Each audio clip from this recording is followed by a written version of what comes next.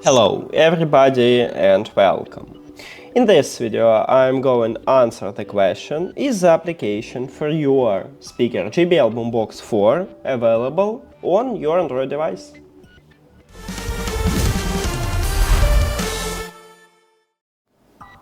So, I already installed and set up the application what JBL offer for the speakers.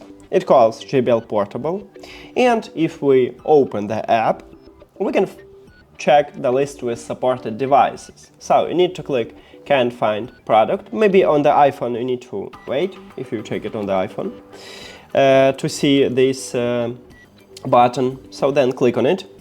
And our model is Boombox 4. So right here we have Boombox series.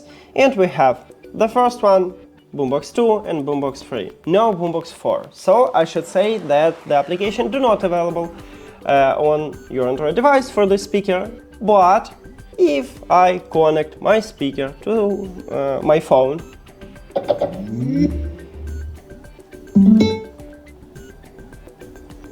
as you can see, I just add the speaker to the application. So my short answer is yes, the application available for the speaker, but there's no the speaker at the list.